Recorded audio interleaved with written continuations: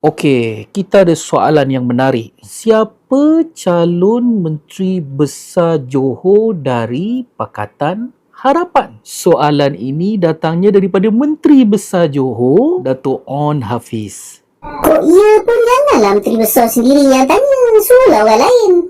Tak ada orang lain dah ke?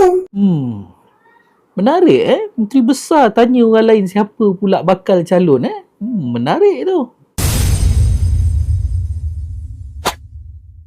Assalamualaikum warahmatullahi wabarakatuh. Salam sejahtera dan salam madani. Sebenarnya kan bila saya terbaca persoalan yang dilontarkan oleh Menteri Besar Johor Dato' On Hafiz ini yang bertanya tentang siapa calon Menteri Besar Johor daripada PH, saya ada berasa sedikit lucu lah juga. Apa yang bermain dalam fikiran saya tuan-tuan? Bila On melontarkan persoalan seperti ini menunjukkan apa? Yang pertama, On sendiri tak confident yang BN boleh menang balik. Nampak ada goyang di situ bang.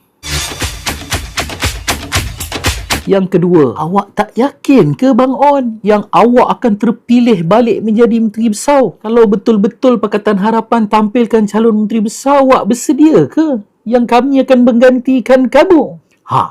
Macam?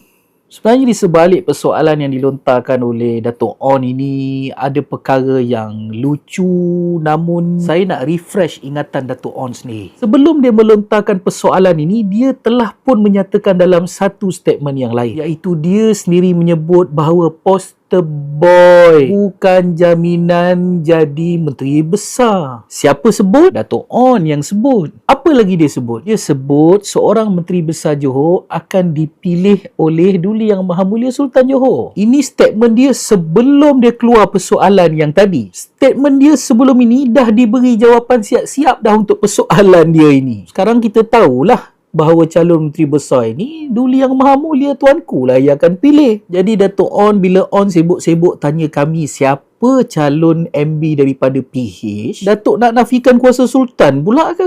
Ni satu lagi, saya nak refresh memori Dato' On. Kalau Dato' On masih ingat, pada tahun 2022, Presiden UMNO Datuk Seri Zahid dengan tegas menyatakan Datuk Seri Hasni adalah calon Menteri Besar Johor. Pakatan Harapan kah itu? Dah, UMNO yang buat tu. UMNO yang namakan. Soalan saya pada Dato' On, Hasni ke yang jadi Menteri Besar tu? Dah, yang jadi Menteri Besarnya kamu, Dato' On. Jadi di situ ada jawapan. Kalaupun parti namakan, prerogatifnya adalah kuasa Duli Yang Maha Mulia Sultan. Jadi Dato' On, jangan sibuk-sibuk nak tanya siapa calon Menteri Besar daripada Pakatan Harapan. Percayalah Dato' On, kami ada ramai. Kalau nak tengok siapa calon kami, bagi kami takbir negeri Johor. Orang Johor, mari buat perubahan. Beri peluang kepada Pakatan Harapan mentadbir Johor. Dan kita jawab persoalan Dato' On ini. Macam, boleh?